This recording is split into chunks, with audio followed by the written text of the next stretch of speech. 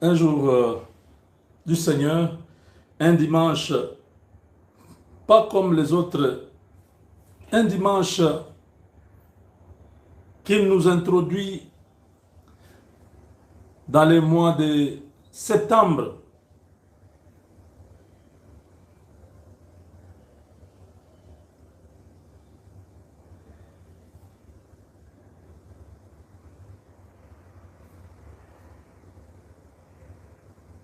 Ah là là là là là là là.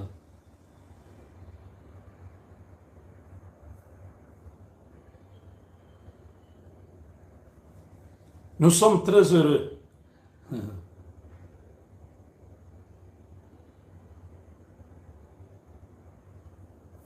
Nous avons vécu un mois difficile,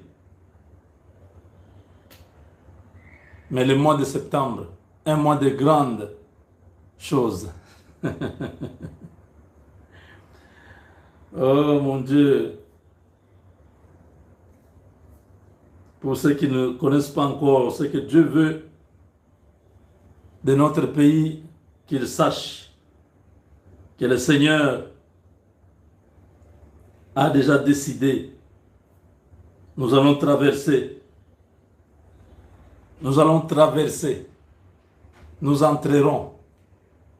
Mes chers amis, je dis que c'est une bonne nouvelle. Le peuple qui habitait dans les pays de l'ombre de la mort, les Congolais qui n'avaient plus d'espoir. Lisons un peu Exode 14. Qu'est-ce qu'on nous dit? Exode 14, verset combien?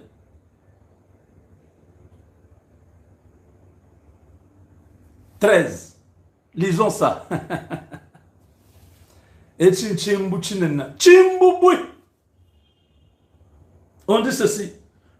Exode 14, 13. Moïse répondit au peuple, ne craignez rien, restez en place et regardez la délivrance de l'Éternel va vous accorder en ce jour. Car les Égyptiens que vous voyez aujourd'hui, vous ne les verrez plus jamais. Que quelqu'un dise que les Rwandais que vous voyez aujourd'hui, vous ne les verrez plus jamais. 430 ans d'esclavage. Ce n'est même pas comparé à 31 ans que nous avons connus avec les Rwandais. Le règne de l'homme a toujours un début et une fin. Pharaon a régné sur Israël. Or, Dieu avait déjà parlé à leur patriarche Abraham. Il a dit, ta descendance ira en captivité pendant 400 ans. Mais moi, l'Éternel, je les ramènerai sur cette terre, ici. Abraham n'était pas en Égypte. Abraham était à Canaan. Dieu dit, cette terre, je les donnerai à ta descendance. Et ils iront d'abord en captivité.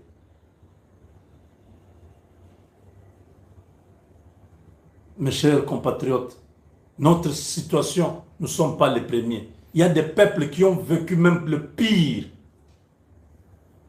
Ils ont crié à l'Éternel, la souffrance qu'il faisait subir l'Égyptien. Dieu a entendu les cris. Il a vu la souffrance. Dieu a dit, Moïse, va pour libérer mon peuple qu'il aille me servir au désert. Moïse est arrivé devant Pharaon.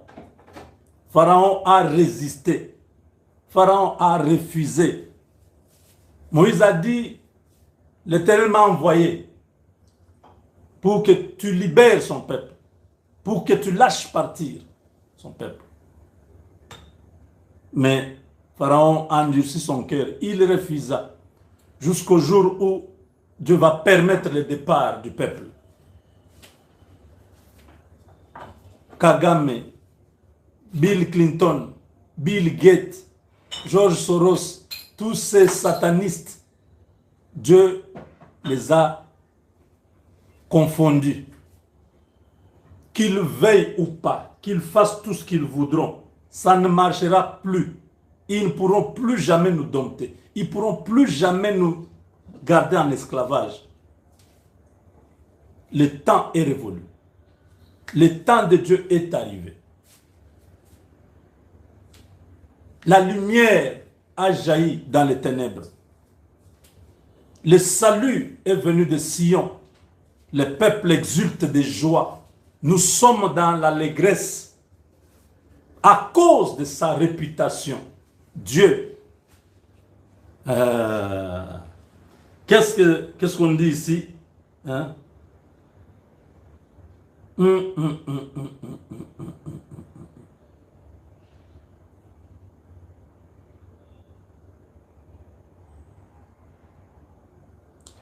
Donc,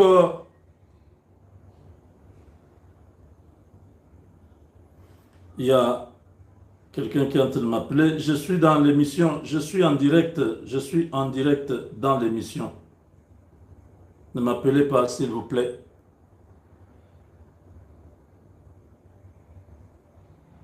Donc,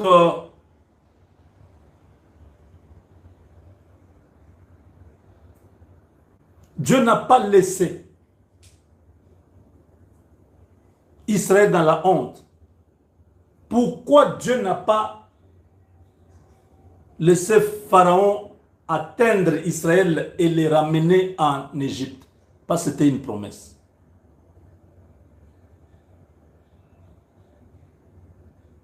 Même si la nuit est longue, le jour finit par apparaître. Parce que quand Israël est sorti, Pharaon a appris. Et tout l'Égypte se sont indignés. Ils ont dit qu'ils puissent suivre le peuple. Ils ont suivi le peuple de Dieu jusqu'à l'attraper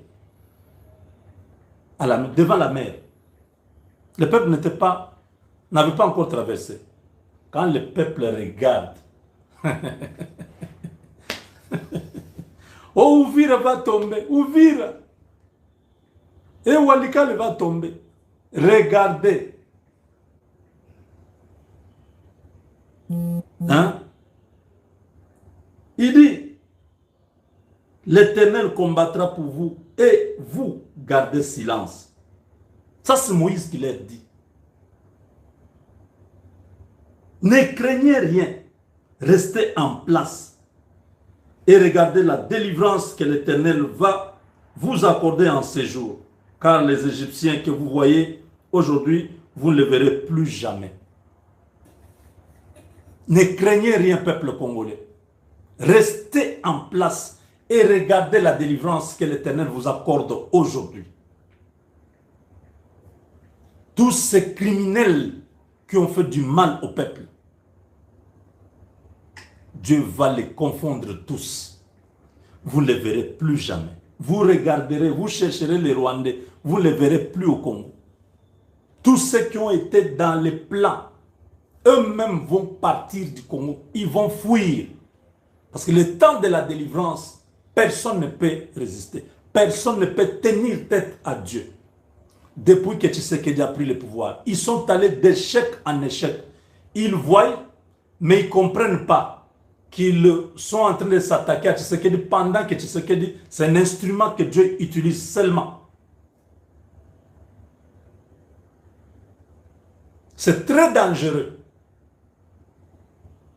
de poursuivre celui que Dieu a déjà protégé. Le Congo est protégé. Tshisekedi est protégé. Le peuple est protégé. Personne ne pourra encore prendre le Congo. Que ce soit les Chinois, les Russes, les Américains, personne ne prendra le Congo. Ça, c'est le temps de la délivrance totale. Toutes ces nations viendront. Nous allons travailler comme des peuples affranchis, comme des peuples libérés. Nous ne serons pas sous l'oppression. Nous ne serons plus jamais télécommandés de l'extérieur. J'ai aimé ce que le président a dit. C'était hier, quand ils étaient dans leur truc là de l'Union sacrée. C'est-à-dire, si dialogue, c'est un dialogue que moi, j'initie, pas des histoires téléguidées par l'extérieur. Ça ne se fera plus jamais. L'Éternel est Dieu. Il est sur son trône. Lorsqu'il agit,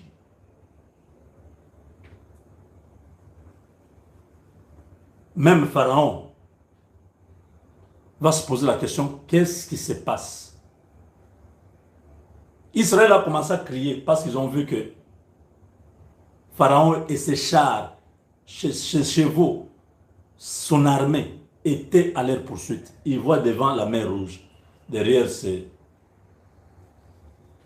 Égypte. Ils commencent à crier, Moïse, pourquoi tu nous as amenés ici? Est-ce qu'en Égypte, il n'y avait-il pas de sépulcre? C'est tout à fait normal. Quand vous n'avez pas la foi, vous avez toujours peur. Le mois de janvier, de février, nous, on était dans la prière. On était, quand Goma tombe, quand Bukavu tombe, nous avons dit, on ne laisse rien, on ne lâche pas. Si c'est Dieu qui nous a parlé sur Félix, et aujourd'hui, on chasse Félix du pouvoir, c'est que ce Dieu-là n'est pas le vrai.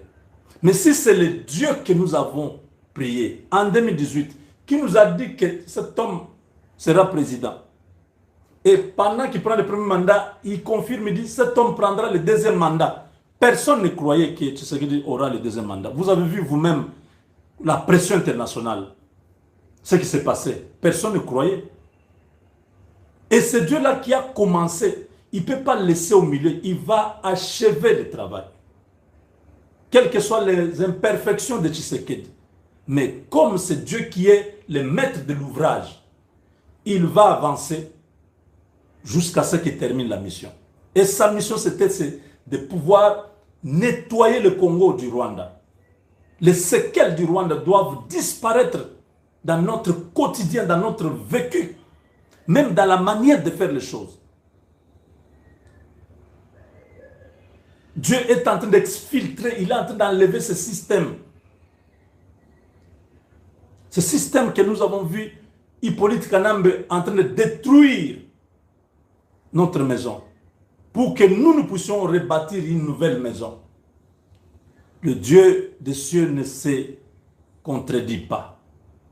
Ça, c'est un message que j'ai aujourd'hui reçu à l'église. C'était une très bonne parole.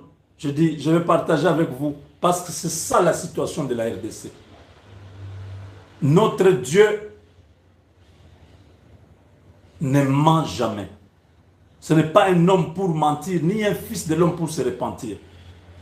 Si il a commencé à agir, si le Seigneur, sa main, si un enfant de Dieu a vu la main de Dieu dans tout ce qui se passe depuis 2018, déjà l'échec de Shadari aux élections, Dieu a montré que je suis à l'œuvre.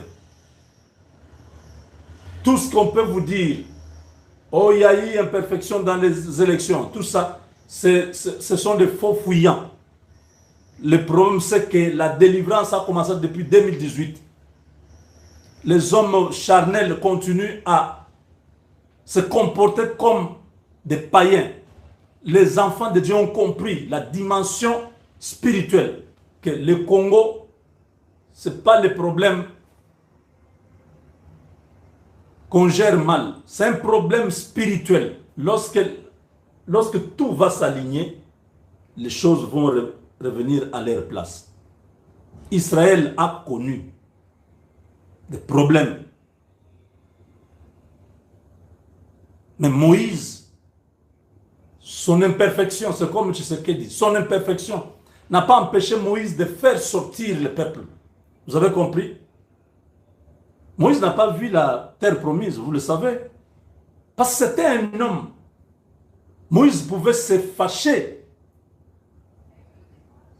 et dire, est-ce que c'est moi qui vous ai mis au monde? Il a dit quelque chose comme ça. Il était en colère. Moïse a jeté les 2 tables de commandement, de 10 commandements. Quand il est descendu de la montagne, il a entendu le bruit. Quand il descend, il trouve que son frère a fait un autre dieu, un veau. Ils étaient en train d'adorer un veau. Le Dieu qui a fait traverser Israël de la mer Rouge.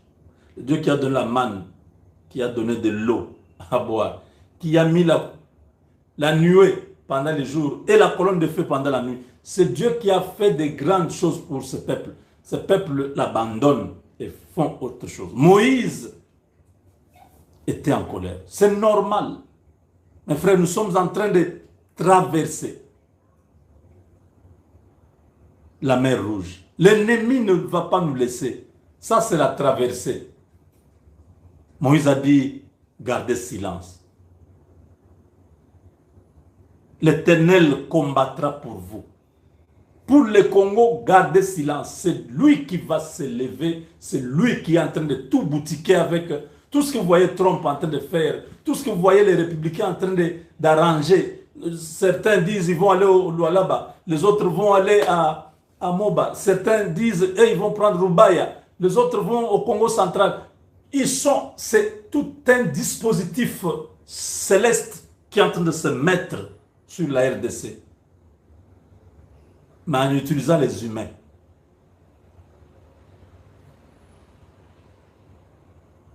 Mes frères, priez que vous soyez encore en vie pour voir ce que Dieu va faire de ce pays, le Congo. La RDC, c'est une nation qui va étonner le monde. Parce que Dieu ne peut pas laisser que sa réputation soit bafouée. Il fait des choses pour que sa gloire éclate. Il a laissé les Égyptiens arriver.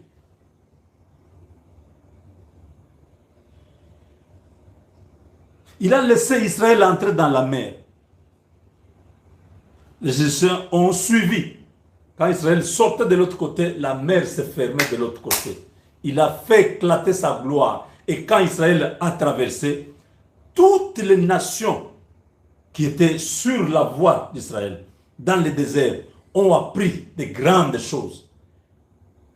Les rois de la terre, les rois de Sidon, les rois de Moab, tous ces rois avaient appris la réputation du Dieu d'Israël. Ils étaient tous terrorisés. Le Dieu qui a fait engloutir Pharaon et son armée dans la mer Rouge. Ce Dieu-là.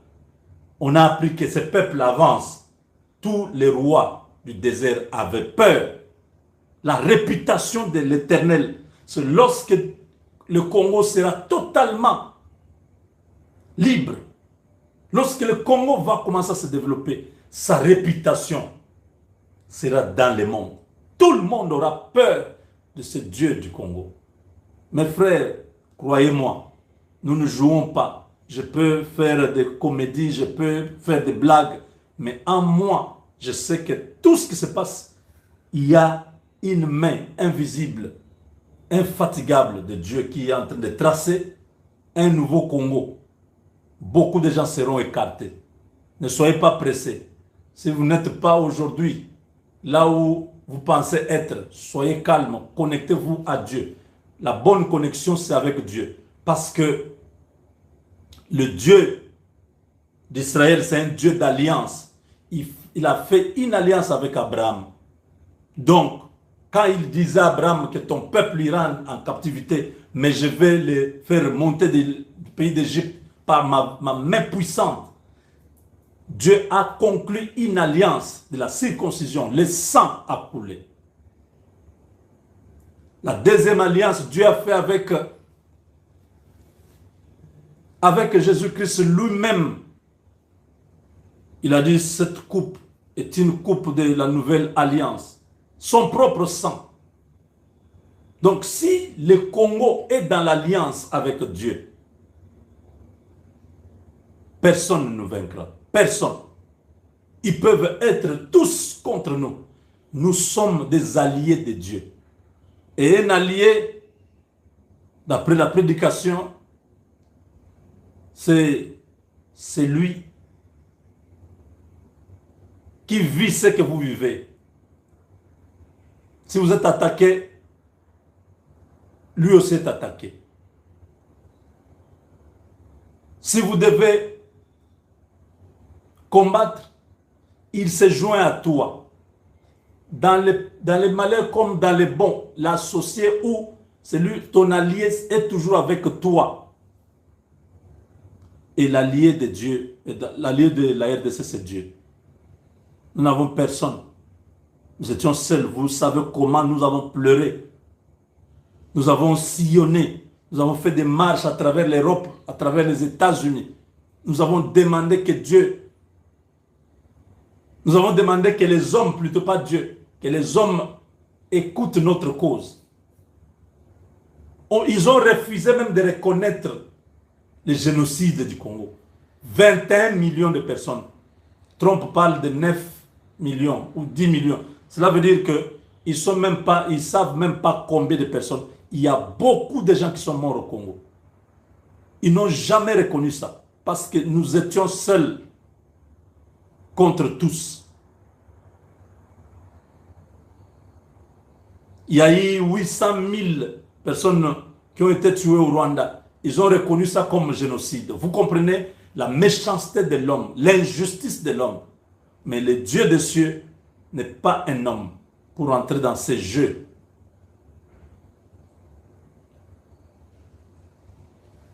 Lui, il est fidèle.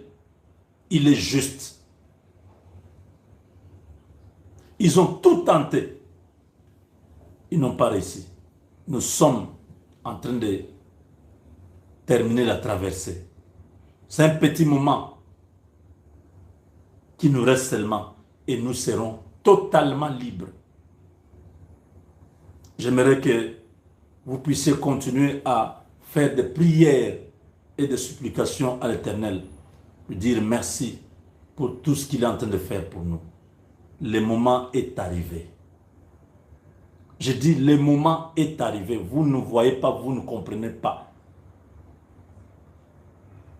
Les choses s'accélèrent, vous n'avez aucune idée. On se retrouve dans la deuxième partie. Je vous dis ce qu'il y a, comment ça va se faire. Que Dieu vous bénisse tous. Ceux qui ne connaissent pas Jésus-Christ comme Seigneur et Sauveur, qu'ils puissent donner leur vie à Jésus-Christ. Qu'ils deviennent enfants de Dieu, qu'ils changent leur vie.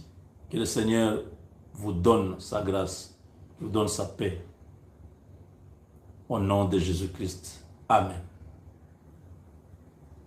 On se retrouve dans la deuxième partie. Nous allons parler politique.